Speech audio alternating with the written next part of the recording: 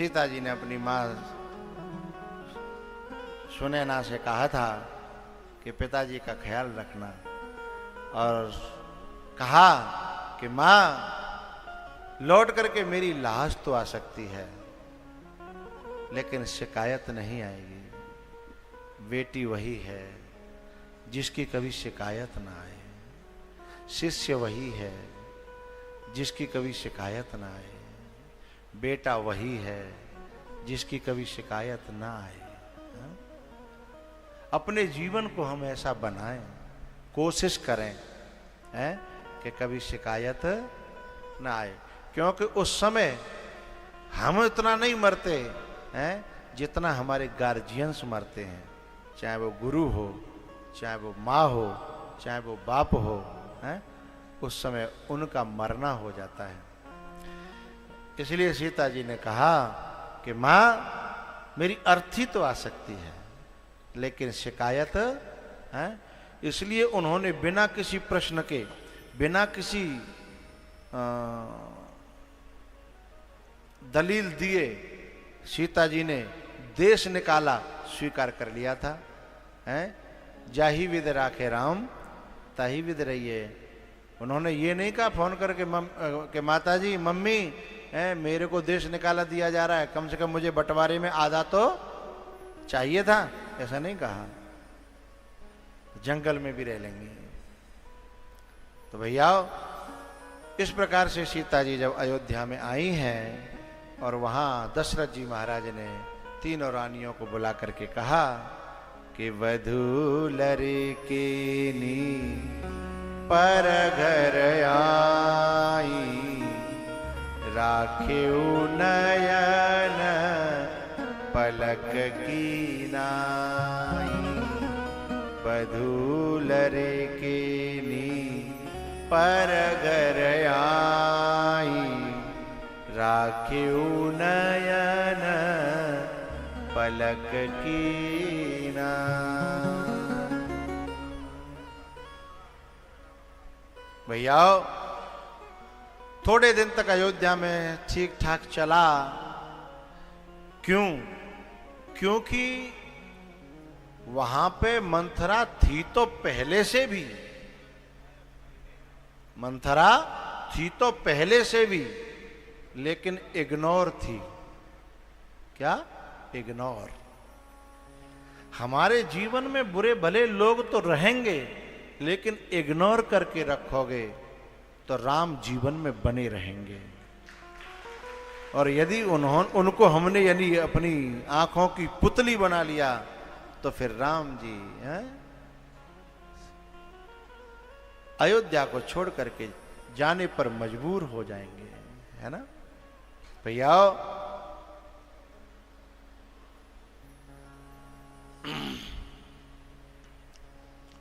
जब हमारे जीवन में बहुत अच्छा खुशी का माहौल होगा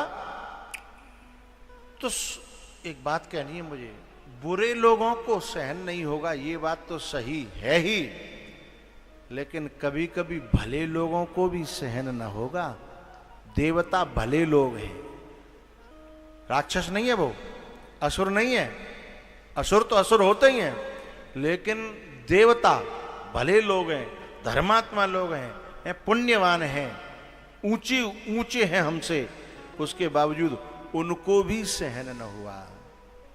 तो जरूरी नहीं है कभी बुरे लोग बिघन डालें, कभी कभी हो सकता है भले लोग भी बिघन डाल जाएं। लेकिन दाल तब गलेगी भले लोगों की भी जब कोई मंथरा हमारी आंखों की पुतली बनेगी। मंथरा आंखों की पुतली बनेगी, उनकी भी दाल तभी गलेगी। यदि हमने मंथरा को आंखों की पुतली न बनाया है तो देवताओं की भी दाल नहीं। सरस्वती जो भेजी थी उसकी दाल ही नहीं गल रही थी, लौट के जा रही थी,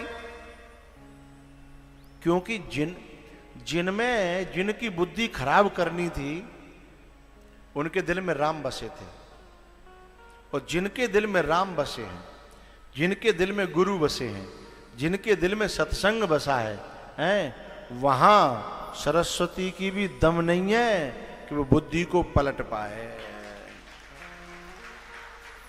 भरत जी महाराज जब जा रहे थे ना राम जी से मिलने के लिए, तो बीच में एक बार फिर देवताओं ने गुरु जी से कहा, बृहस्पति जी से, कि कैसे वो करे कि जब भरत लौटाओ, और नहीं तो बन्यो बनायो काम, बनी बात बिगड़न चहत, बनी बनाई बात बिगड़ने वाली है, कैसे लौटाओ, इनकी बुद्धि है फिरवाओ। गुरु जी तो कह रहे हैं देवता लोग, गुरु जी ने ऐसी फटकार लगाई कि ये मंथरा ना, ये केकई भी नहीं है, इसका नाम भरत है। इसकी बुद्धि खराब करने की क्षमता तीनों लोकों में किसी की भी नहीं है। बोले क्यों? उसका कारण यह है कि इस भरत का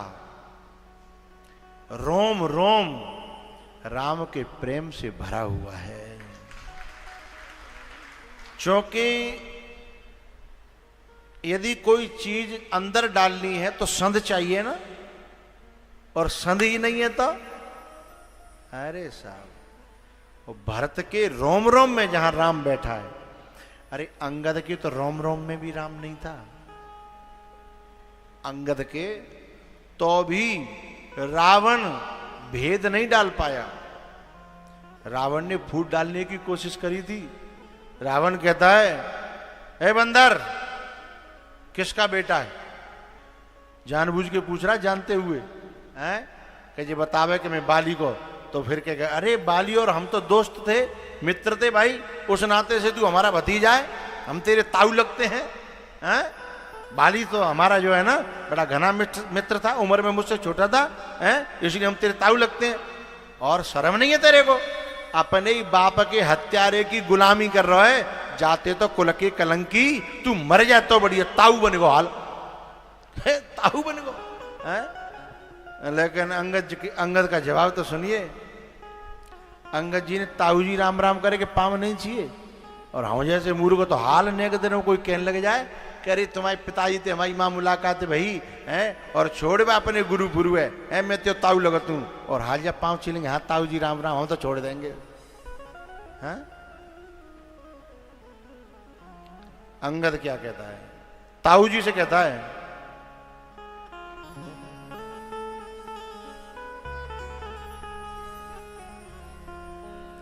ए सुनो सठ आई ब्लडी फुल, क्या आई ब्लडी फुल? वो तो सोच रहे हो कि ताऊ जी राम राम करेगा। ई सुनो सठ भेद होए मनता के, श्री रघुवीर हृदय नहीं जाके, श्री रघुवीर हृदय नहीं जाके। अंगद जैसे रावण से कहता है, ऐसे ही गुरु बृहस्पति देवताओं से कहते हैं, अपने चेलाओं से। बोले, ए आंधरेयो, हमने बिना आंख वाला अंधा तो देखा था, लेकिन हजार हजार आंखों वाले अंधे दिखाई दे रहे हैं। इंद्र के 1000 आंखें। लोचन सहस, सहस माने 1000, लोचन सहस न सूझ सुमेरु। कोई राई हो, चना हो, मटर हो, वो न दिखे तो कोई बात नहीं, 1000 आंख और सुमेरु पर्वत नहीं दिख रहा है, टकराने की कोशिश करो, चूर चूर हो जाओगे। गलत फहमी में रहते हो। बोले पहले तो गुरुजी हमने करवायो अयोध्या में, गड़बड़ी करवाई भाई। बोले तब ये महापुरुष अयोध्या में था नहीं, नहीं तुम तभी भी नहीं करवा पाते। इसकी अनुपस्थिति में, ननिहाल थे भरत जी महाराज, इसकी अनुपस्थिति में तुम जो कर पाए अब नहीं कर पाओगे। अब तो इनका तो छोड़ो, इनके रहते अयोध्या के किसी भी व्यक्ति के हैं, क्योंकि जहां राम जिसके दिल में बसे हों, ऐसा महापुरुष जिनके बीच में रहता हो, उस सभा के किसी भी व्यक्ति को बुद्धि, किसी भी व्यक्ति की बुद्धि सरस्वती खराब नहीं कर सकती। इसलिए लोचन सहस न सूझ सुमेरु, 1000 आंख के अंधे, 1000 आंखें तेरे। सबसे ज्यादा आंखें किसके पता है आपको? इंद्र के ना, सबसे ज्यादा आंखें हैं लक्ष्मण जी के, और जिसकी आंखें ज्यादा होंगी वही जागृत पुरुष है, ज्यादा देखने वाला है। 1000 फन भये तो आंखें कितनी हुई? 2000। एक फन में 2 आंखें तो 2000। इंद्र के 1000 है। इसलिए सृष्टि में सबसे ज्यादा आंखें लक्ष्मण जी के हैं। इसलिए 1 मिनट में पहचान लेते हैं, लक्ष्मण दीख उमा कृतवेसा। 1 मिनट में भाई आंखें जिसके ज्यादा होंगी पहचानने में वही तो समर्थ होगा। नहीं तो जो कहते रहो भैया चश्मा लियो समझ में आ रहा हो, फलानो का लाला है, फलाने को है निमोदी के ना रहो सही सही तरीका तो जो कहनी पड़ेगी ना। और यदि आंखें तेज हुई और ज्यादा हुई तो दूर से ही मैं देखूं तुम नाही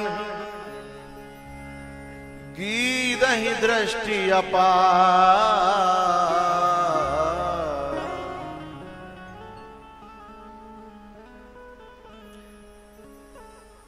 या तो आंखें ज्यादा हों या आंखों की ज्योति ज्यादा हो, हाँ? वो पहचान पाता है। अशोक वाटिका में पहचान लेता है संपाति, क्योंकि दूरदृष्टि है, तेज दृष्टि है।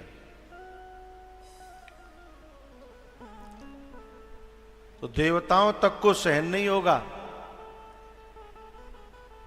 तो डरना केवल बुरे लोगों से ही जरूरी नहीं है,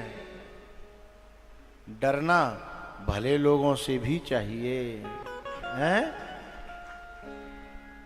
मैं बात इसलिए कह रहा हूं, कभी कभी जब हम गुरुओं से मिलने चलते हैं तो गुरुओं से पहले हमें भले लोग मिलते हैं, गुरुओं के ही नीचे रहने वाले भले लोग मिलते हैं। और वो कभी कभी इतने भले होते हैं कि हम जिस गुरु से मिलने जा रहे थे हैं उन्हीं का पत्ता साफ कर देते हैं, जिनसे हम मिलने चले थे उन्हीं का पत्ता साफ कर देते हैं वो, और अश्रद्धा पैदा कर देते हैं, दिमाग में भेद डाल देते हैं। लेकिन ध्यान रखना, जो मंथरा जब भेद डालती है उस समय भेद डालने में भले ही सफल हो जाए, लेकिन जब शत्रुघ्न आएगा है तो वो कुबड़ पर ऐसी लात पड़ेगी कि खून डालती फिरेगी मुंह में से।